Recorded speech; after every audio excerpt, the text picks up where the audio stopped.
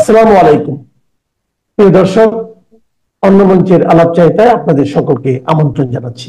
2024 সালের আগস্টে দেশ ছেড়ে চলে যাওয়ার পর এই প্রথমবারের মতো আন্তর্জাতিক গণমাধ্যমে সাক্ষাৎকার ছাপা হয়েছে বাংলাদেশের সাবেক প্রধানমন্ত্রী শেখ হাসিনার। একই দিনে তিনটি ভিন্ন আন্তর্জাতিক সংবাদ মাধ্যম ফ্রান্সের এএফপি, যুক্তরাষ্ট্রের রয়টার্স এবং ইংল্যান্ডের দ্য ইন্ডিপেন্ডেন্টে এই সাক্ষাৎকারগুলো 29 অক্টোবর প্রকাশিত হয়েছে। এমন এক সময় তার সাক্ষাৎকারগুলো প্রকাশিত হলো যখন বাংলাদেশের আন্তর্জাতিক অপরাধ ট্রাইব্যুনালে শেখ হাসিনার বিরুদ্ধে গুম, খুন ও মানবতা বিরোধী অপরাধের মামলার বিচার চলছে। আবার একই সময় আওয়ামী লীগের নিষেধাজ্ঞা তুলে নেওয়ার জন্য আন্তর্জাতিক মানবাধিকার সংস্থাগুলো সোচ্চার হয়েছে। পাশাপাশি সংস্কার বাস্তবায়ন ও নির্বাচন নিয়ে বাংলাদেশের রাজনীতিও ঘোলাটে হয়ে যাচ্ছে। শেখ হাসিনার এই সাক্ষাৎকারগুলো বাংলাদেশ সহ বিশ্বের অনেক দেশের গণমাধ্যমে ছাপা হয়েছে। তবে একই দিনে একই সাথে তিনটি আন্তর্জাতিক সংবাদ মাধ্যমে সাক্ষাৎকার ছাপা হওয়াটা অনেকের কাছে বিস্ময়কর ও কাকতালীয় লাগছে। দর্শক, আমরা শেখ হাসিনার তিনটি সাক্ষাৎকারই বিশ্লেষণ করেছি। আমাদের বিশ্লেষণ হলো শেখ হাসিনা আন্তর্জাতিক গণমাধ্যমে দেওয়া সাক্ষাৎকারগুলোতে মূলত চারটি বিষয়ের উপর গুরুত্ব দিয়েছেন। প্রথমত, আগামী 13ই নভেম্বর আন্তর্জাতিক অপরাধ ট্রাইব্যুনাল তার বিরুদ্ধে একটি মামলার রায় ঘোষণার তারিখ জানাবেন। এমন অবস্থায় তার আসন্ন বিচারিক রায়কে আন্তর্জাতিকভাবে প্রশ্নবিদ্ধ করেছেন শেখ হাসিনা। দ্বিতীয়ত, জুলাই হত্যাকাণ্ডে কমান্ড রেসপন্সিবিলিটির দায় অস্বীকার করেছেন। শেষ দুটি পয়েন্টে তিনি অন্তর্বর্তী সরকার কর্তৃক তার দল মানে আওয়ামী লীগকে নিষিদ্ধ করার সিদ্ধান্তের বিরুদ্ধে সরাসরি রাজনৈতিক পরিণতির কথাও তুলে ধরেছেন। দলের ভোটারদের আগামী নির্বাচন বর্জনের হুমকিও দিয়েছেন। মোটা দাগে বলতে গেলে একযোগে প্রকাশিত এই সাক্ষাৎকারগুলো কেবল ব্যক্তিগত বক্তব্য নয়, এটি বাংলাদেশের বর্তমান অন্তর্বর্তী সরকারের প্রতি ছুড়ে দেওয়া রাজনৈতিক এবং আইনি চ্যালেঞ্জ হিসেবে বিশ্লেষকরা দেখছেন। বিস্তারিত জানতে চলুন যাওয়া যাক বিশ্লেষণে।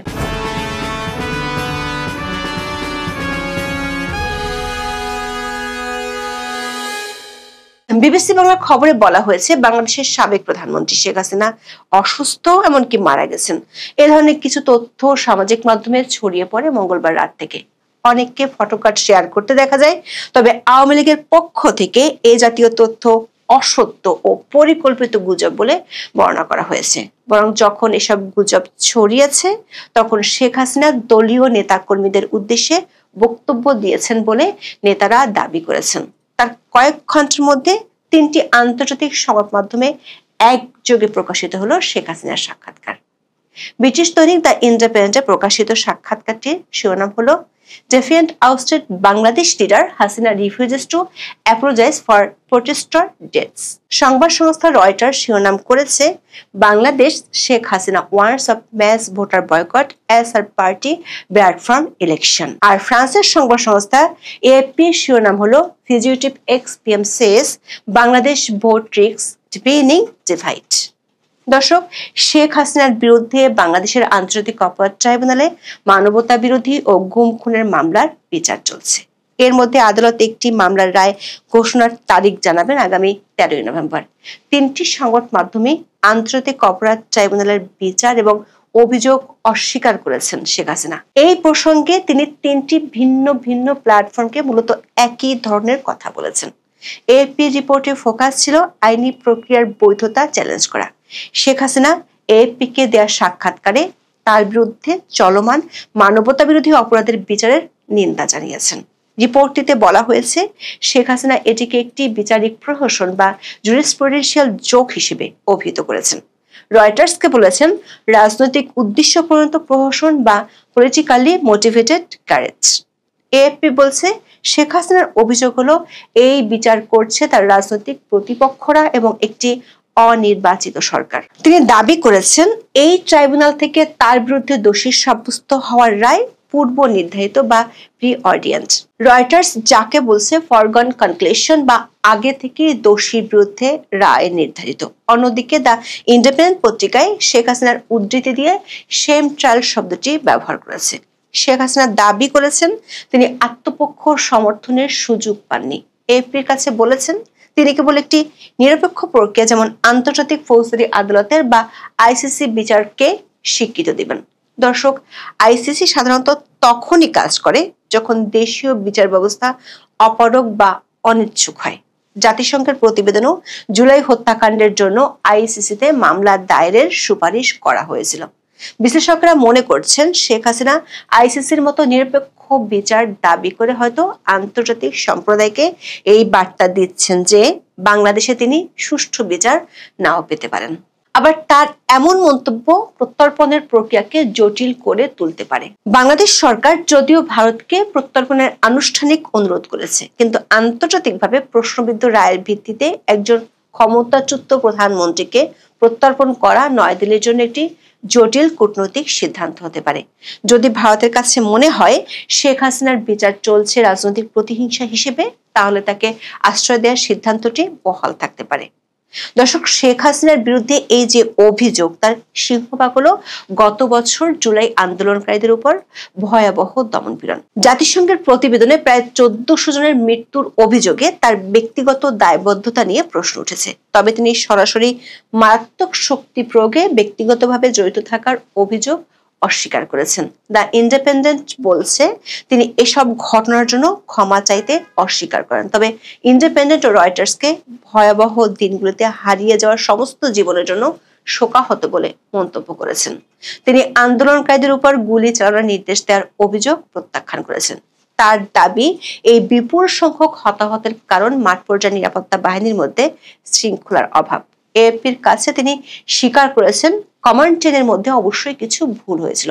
তবে বাংলাদেশের আইসিটিতে তার যে অডিও টেপগুলো উপস্থাপন করা হয়েছে সেগুলোকে তিনি টেকেন আউট অফ কনটেক্সট বা অপ্রাসঙ্গিক বলে দাবি করেছেন। দর্শক, 3টি গণমাধ্যমের সাক্ষাৎকারে তৃতীয় যে বিষয়টি উঠে এসেছে সেটি হলো বাংলাদেশের আসন্ন জাতীয় সংসদ নির্বাচন এবং আওয়ামী লীগকে নিষিদ্ধ করার পরিণতি। অন্তর্বর্তী সরকার বলছে আগামী ফেব্রুয়ারির মধ্যভাগের মধ্যে নির্বাচন হবে।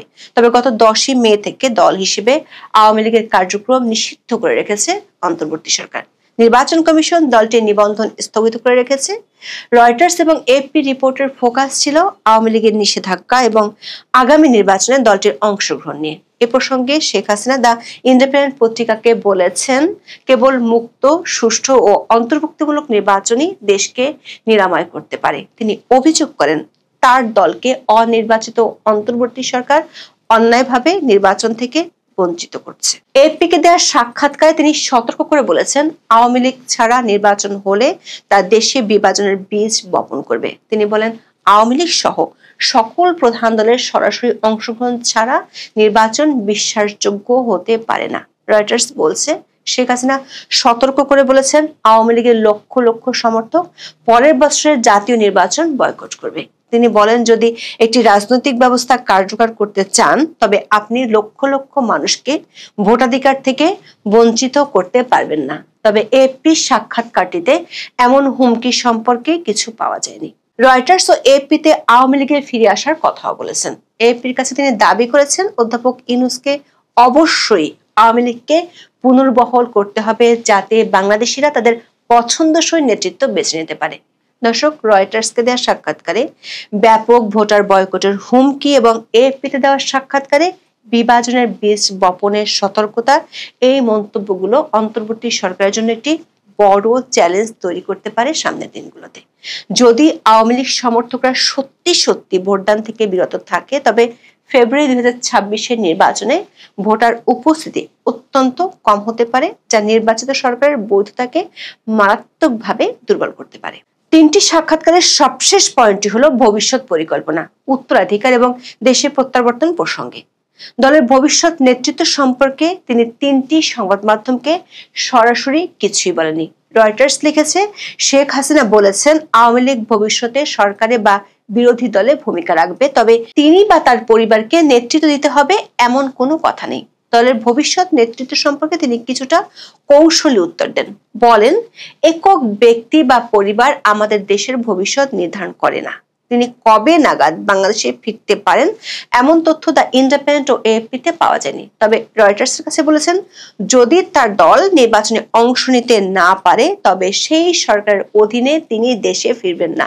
তিনি কেবল তখনই ফিরবেন যখন সেখানকার সরকার বৈধ হবে, সংবিধান বহাল থাকবে এবং আইন শৃঙ্খলা সত্যি বিরাজ করবে। দর্শক, গত বছরের 5ই আগস্ট শেখ হাসিনা দেশ ছেড়ে ভারতে চলে যান।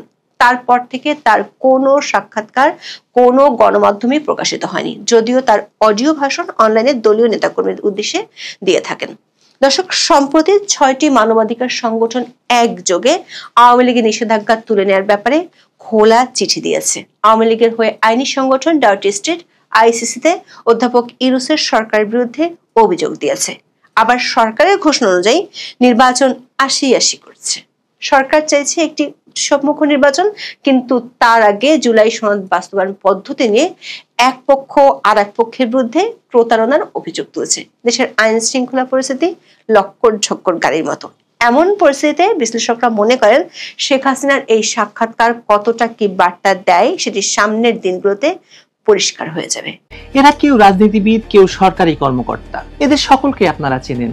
কিন্তু আপনার মনে কি এই প্রশ্ন কখনো আসে যে বিগত 50 বছরেও কি কাউকে এরকম যুদ্ধ বয়ান দিতে দেখেছেন বা শুনেছেন? 50 বছর যদি দেশ কোন রকম যুদ্ধ করা ছাড়াই টিকে থাকতে পারলো, তাহলে হঠাৎ এমন কি হলো যে সকলেই যুদ্ধের ডাক দিচ্ছেন?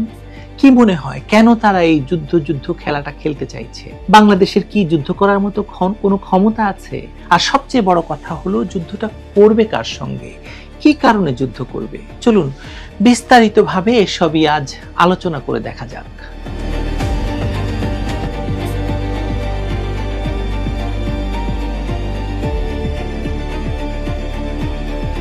এক বছর ধরে দেশের রাজনীতি যেন পাগলামির এক মহোৎসবে মেতে উঠেছে। কে কোন পদে আছেন, কাকে প্রতিনিধিত্ব করছেন, এসব যেন এখন আর কারো মাথা ব্যথা নয়।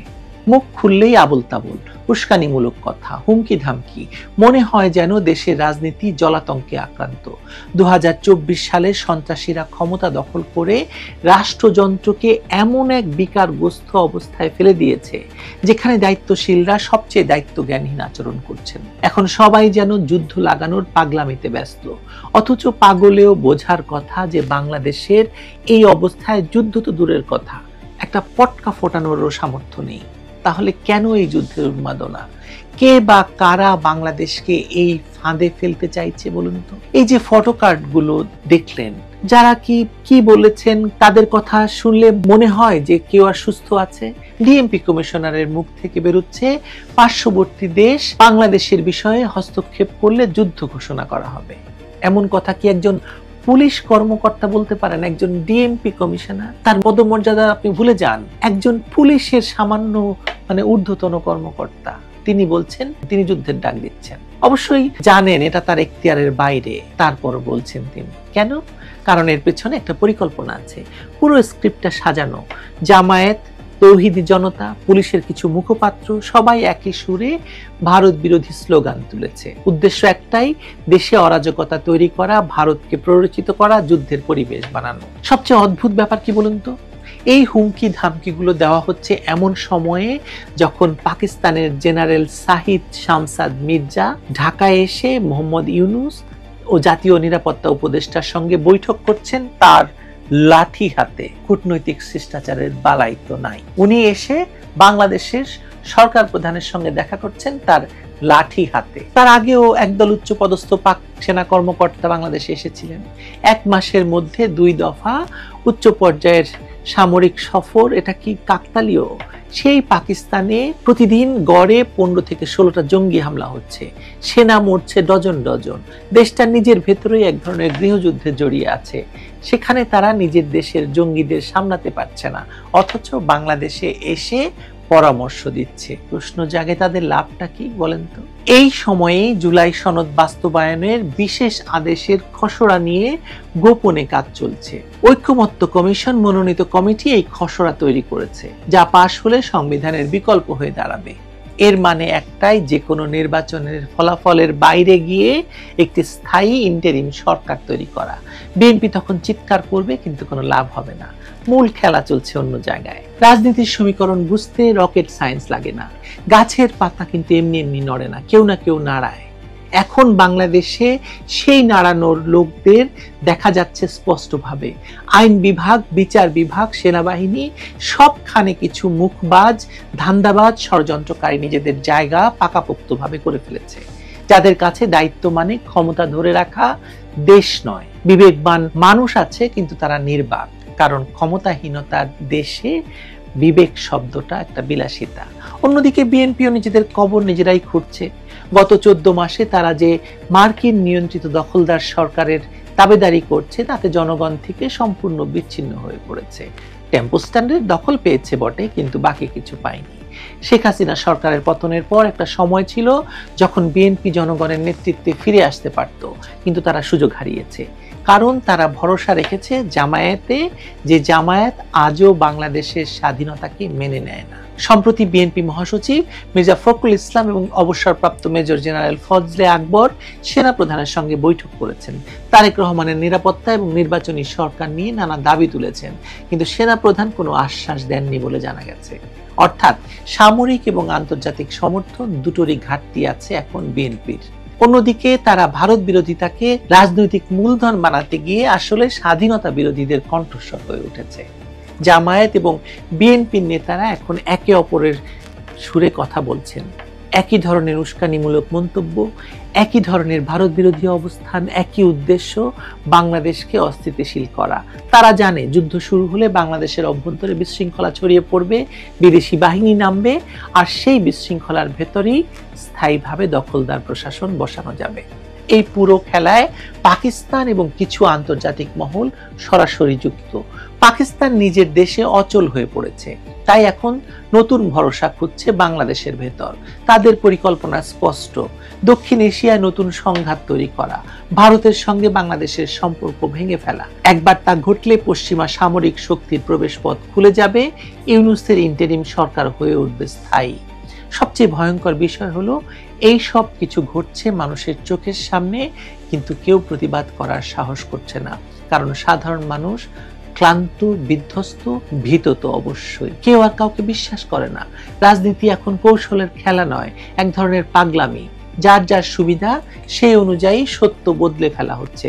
মিডিয়া থেকে প্রশাসন, সব জায়গায় একই অবস্থা, যেন সবাই কোনো অদৃশ্য স্ক্রিপ্টের অংশ, যেখানে দেশটাই শুধু দর্শক। প্রশ্ন হলো, বাংলাদেশ কবে থেকে যুদ্ধবাজ দেশ হয়ে গেল বলুন তো? যে দেশ ৭১-এ যুদ্ধ করে স্বাধীনতা পেয়েছিল, সে দেশ সবার সঙ্গে বন্ধুত্ব, কারোর সঙ্গে বৈরিতা নয়, এই নীতিতে আন্তর্জাতিক সম্পর্ক তৈরি করেছিল। সেই দেশকে আবার যুদ্ধের দিকে ঠেলে দেওয়া হচ্ছে কেন? এরা কারা যারা চায় বাংলাদেশ আবার ভাঙুক, বিভক্ত হোক? এই আবল তাবল বকাওয়ালারা জানে তাদের কথায় ভয় বা বিভ্রান্তি তৈরি হয়। তারা জানে তাদের প্রতিটি বক্তব্য মিডিয়ায় ছড়াবে, মানুষ বিভক্ত হবে, সন্দেহ বাড়বে, আর এই বিভক্তির সুযোগেই তারা নিজেদের স্বার্থ হাসিল করবে। তাই বলতে পারেন আপনি, এরা কেবল বকছে না, খুব সচেতনভাবে বকছে, যেন পরিকল্পিত উন্মাদনা তৈরি করা যায়। বাংলাদেশ এখন এক অদ্ভুত সময় পার করছে। রাজনীতি, প্রশাসন, সামরিক সম্পর্ক সবকিছু এক অদৃশ্য তাড়নায় নড়াচড়া করছে, অথচ কেউ দিক নির্দেশনা দিচ্ছে না, কেউ জবাবদিহি করছে না। দেশ চলছে স্রষ্টার ভরসায়, মানে আল্লাহ চালাচ্ছে দেশ। একসময় পাকিস্তান সম্পর্কে বলা হতো যে পাকিস্তান নাকি 3টা এর উপর ভরসা করে, আল্লাহ, আর্মি আর আমেরিকা। বাংলাদেশও তাই। বাংলাদেশও এখন সেই পথে হাঁটছে। যে যা যেভাবে ভাবছে সেটাই বলছে। ইতিহাসের নিয়ম খুব নিষ্ঠুর। এই বাচালদের শেষ পর্যন্ত হিসাব দিতে হবে কোনো এক সময়। বাংলাদেশ তো যুদ্ধ চায় না, এদের শান্তির দেশ। গণতান্ত্রিক প্রক্রিয়ায় সমাধান না পেয়ে মুক্তিযুদ্ধের মাধ্যমে স্বাধীনতা অর্জন করেছে। তার ভিত্তি ছিল মানবিকতা, শান্তি, সমতা। সেই দেশের মানুষকে এখন যুদ্ধের নাম করে বিভ্রান্ত করা হচ্ছে। যারা এভাবে দেশকে যুদ্ধের আগুনের দিকে ঠেলে দিতে চায়, তারা জানে না যুদ্ধ লাগলে তাদেরই সবার আগে পালাতে হবে, কারণ নগরে আগুন লাগলে দেবালয় অক্ষত থাকে না। যুদ্ধের উস্কানি দিয়ে যারা মুখ চালাচ্ছে, তারা আসলে দেশের কিছু অংশ অন্যের হাতে তুলে দিতে চাইছে। এই গণপাগলামির পেছনে স্বার্থ আছে, ষড়যন্ত্র আছে। এরা এত আবল তাবল বকছে কেন? মানে কারণ পাগলামোটা আসলে সাজানো। আর যে দেশ নিজের বুদ্ধি হারায়, তার ভবিষ্যৎ নিয়ে হাসাহাসি করে ইতিহাস।